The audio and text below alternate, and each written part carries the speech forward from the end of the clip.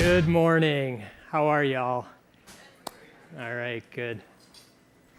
Could I have the lights down just a titch, please, so I can see up, so I can see the audience? Thanks. How many of you lead busy and stressful lives by show of hands? Okay, I think I got about 100% of you. I do too. I'm married. I've got 2 children. I enjoy spending time with my family, my friends. I'm a business owner. I'm an entrepreneur. I'm involved in my community. I'm a busy person, just like you. How many of you take time during your day to check in with yourself and find out how you're feeling, both emotionally and physically, by show of hands? Okay, great. Well, I learned a great exercise that I want to share with you and have you participate with me, and it's called busy schedules.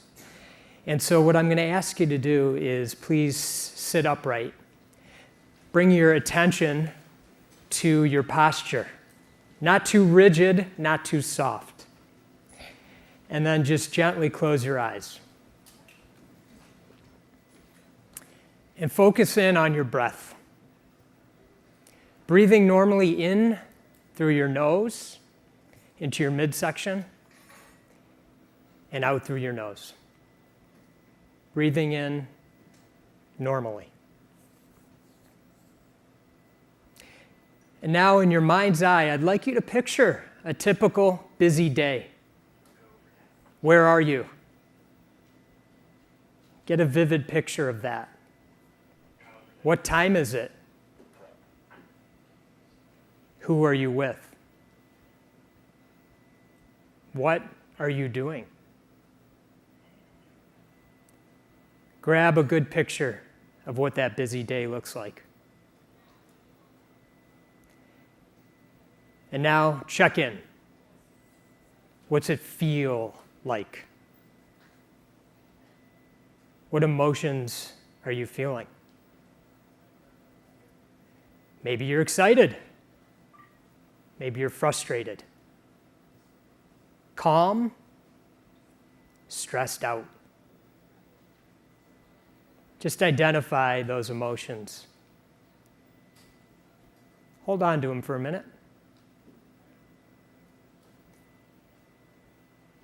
And now, what physical sensations do you have? What's your body feel like?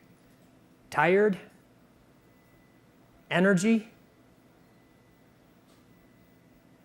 Maybe your back feels tense. Maybe you have a headache. Tap into the physical emotions for a minute.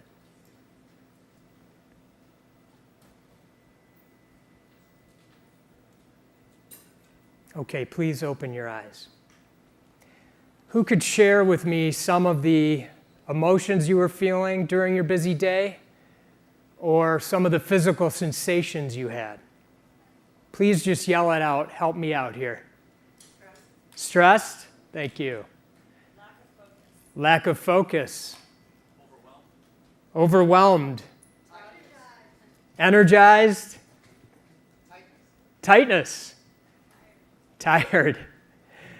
Yes. When we check in and we are able to feel those emotions and understand where we're at any given moment during our day, in the present moment.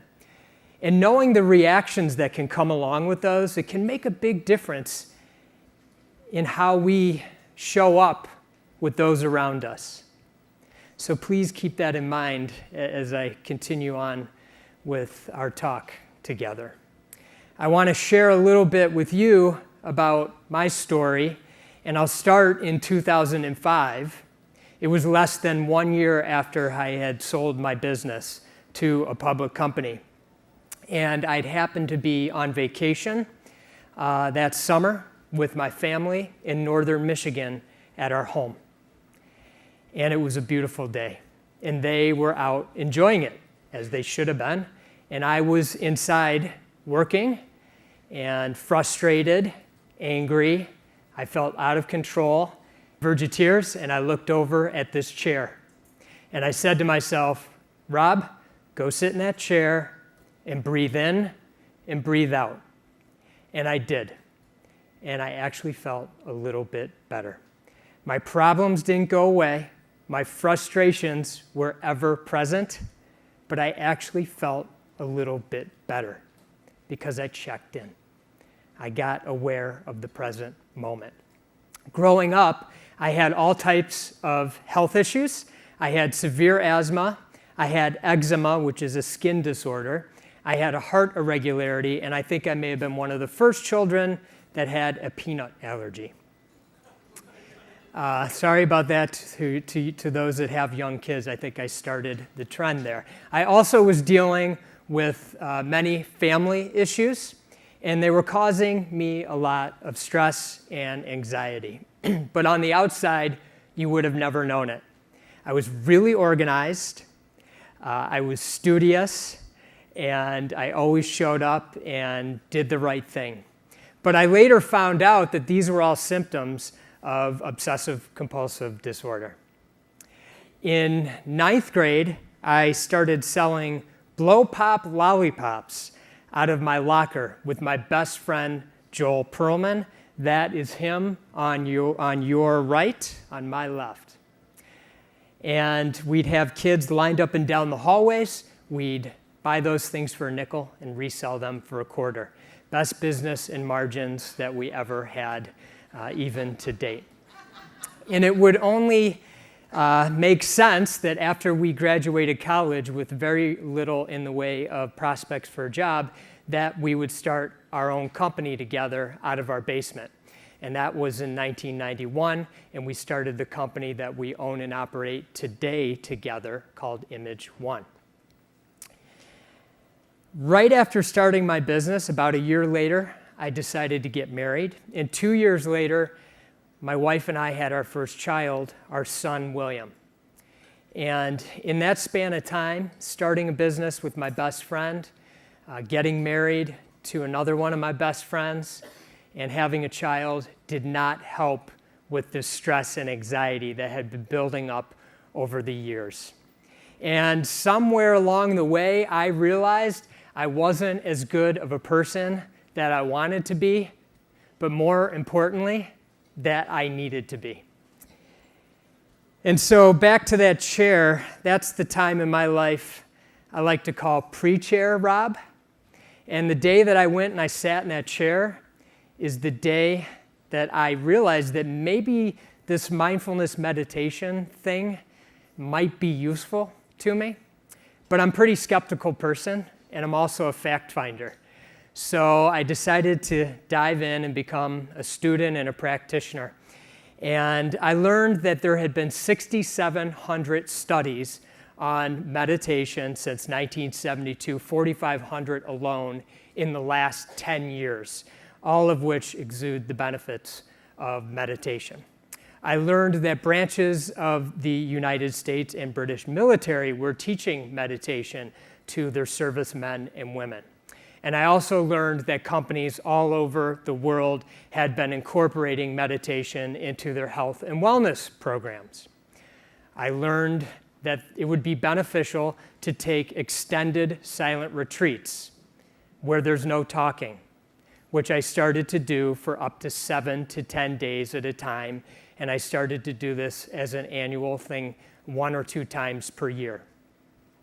And people would ask me, what goes on at those silent retreats? You just sit around and do nothing? And, well, kind of, yeah, we do. We sit and we meditate. We learn proper technique. We learn how to breathe in and breathe out. We learn how to sit properly. We mindfully walk. We mindfully eat, and we do some stretching and yoga to make sure that we stay limber.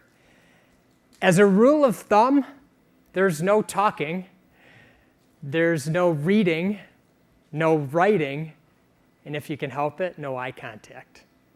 So it's been something that's been very beneficial to help me hone in on my meditation practice. And I'd like to share with you what I've learned over the past 14 years in doing this practice this morning. So I'm going to ask for you to get yourself comfortable and sit forward in your chair if that's comfortable for you, and sitting upright. If it's not comfortable for you to be off the back of your chair, that's okay, but ideally you want to be holding yourself up. And gently place your hands on your legs. And make sure that your feet are apart, not together. And bring your awareness to your feet, firmly planted on the ground. Feel your feet in your shoes if you're wearing them, or on the ground if you're not. Feel what that feels like. Maybe your shoes feel tight or loose. And now bring your attention to your hands, resting gently on your legs and what that feels like. The sensations that you're feeling. And now your attention to your bottom on the seat.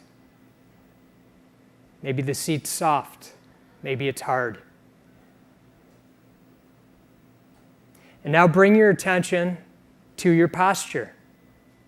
Seated upright, not too rigid, not too soft.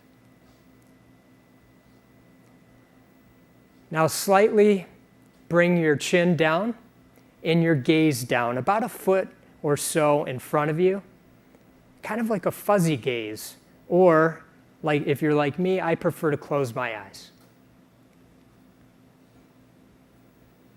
And now bringing your attention to your breath, breathing in normally through your nose into your midsection and out through your breath, through your nose.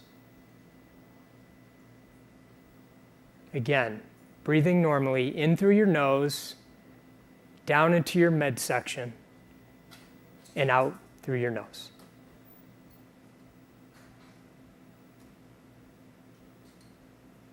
Follow your breath. Now, inevitably, you'll have many thoughts entering into your mind. That's normal. We're not trying to clear our mind. We're trying to be aware of our thoughts, the present moment, simply coming back to our breath, breathing in normally through our nose into our midsection and back out through our nose.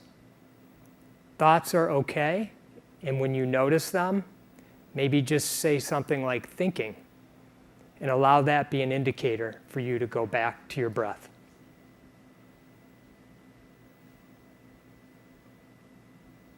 You'll also likely be hearing some noises. There'll be some shuffling, somebody might sneeze or cough, a phone might ring, the staff might be moving some silverware or plates, or a siren from an ambulance might go by. That's just life happening around us. You don't need the perfect place to meditate, to check in, to become present and aware. Let those noises just be an indicator to you to come back to your breath and breathing in normally through your nose to your midsection and out through your nose. Being aware of the present moment, right here, right now.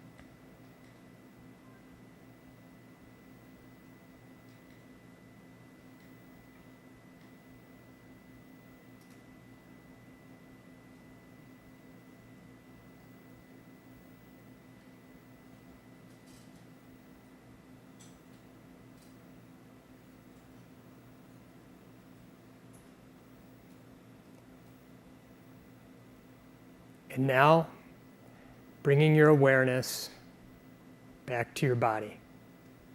Your feet firmly planted on the ground. Your hands resting gently on your legs. Your bottom on the seat. And slowly, if you have your eyes closed, open your eyes. If you're gazed forward, bring your eyes back to a clear vision. Become aware of your surroundings, the people around you, the energy around you, the auditorium here, all the people.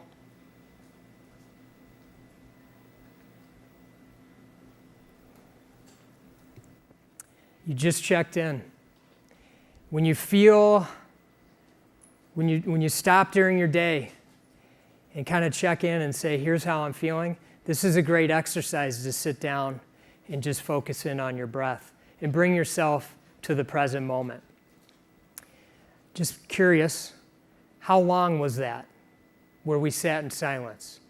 Just shout out some times. Say again? 2 minutes? 5 minutes? It was 1 minute. Usually, many people say that's the longest minute of their lives. Okay, so back to that chair. This is the time in my life that I like to refer to as post-chair Rob. It's a time where I'm on a journey. I know I'm more present and aware. I'm a little bit better of a person, but it's going to take me a while to get there. And in 2006, Joel and I had a very unique opportunity to buy our company back, and we did choose to do that. And when we did, we decided that we really wanted to bring a bigger focus on people. We wanted to focus on life balance, not work-life balance, as if they're two separate things. Because we realized that the people on our team and the people that we work with, whether they're our partners or our customers, and they're really just like me. And we wanted to cultivate a culture where we cared for the totality of our team members' lives, as inspired by the book Small Giants. Because we realized that those people around us, they just really want to be happy, just like me. And so I learned throughout this journey I've been on a really wonderful exercise. Can you guess what it's called? Just like me. So I'd like to share that with you this morning. So again, back to that posture that we just held together. Sitting upright, your back off the back of the chair. Your feet firmly planted on the ground, and your hands resting gently on your legs.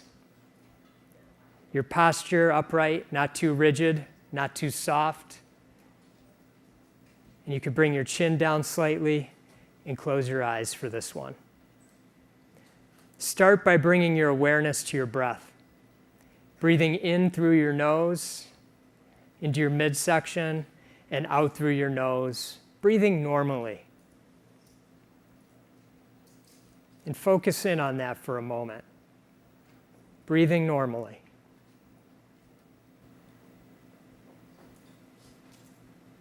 And now in your mind's eye, I'd like you to picture a mirror.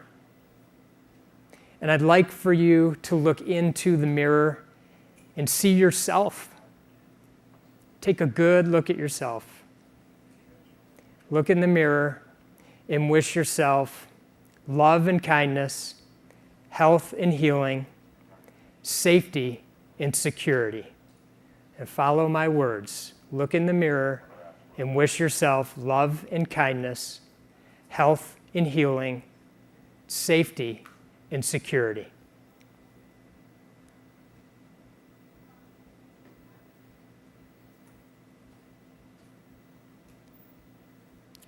And now in your mind's eye, get a picture of somebody that you love dearly, unconditionally. Get a good picture of them in your eyes. And wish them love and kindness, health and healing, safety and security.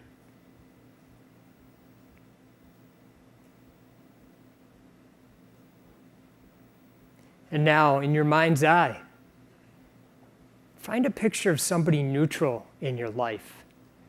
Somebody that you see who might even be helpful to you, but you don't really have a relationship or a knowledge about them. Could be the person that you see each morning at the coffee shop or the grocery store in the evening. And wish them love and kindness, health and healing, safety and security.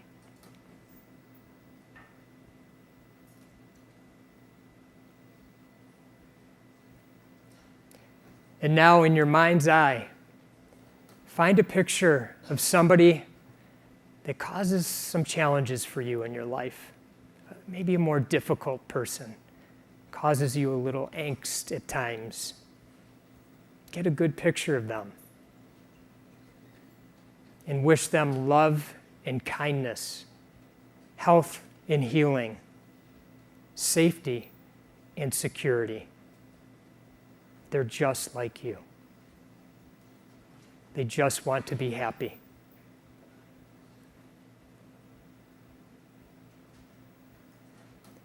And now, in your mind's eye, get a picture of somebody that you've met over the last 2 days at this conference. A new friend, an old friend, somebody that you just saw across the way. And wish them love and kindness, health and healing, safety and security. And maybe, just maybe, you'll share that with them later. And now, briefly take yourself up above the earth, not too high, but far enough that you can see the 7 or 8 billion people going about their days and nights, looking down on them and wishing them all love and kindness, health and healing, safety and security. Because whether you agree with them or not, they just want to be happy, just like me.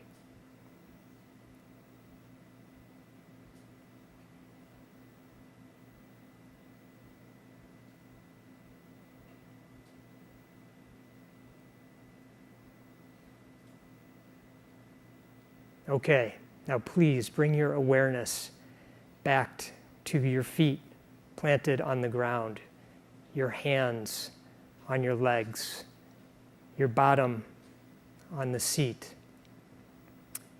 You can open your eyes and re-associate yourself with the room, with the people around you, and with the energy.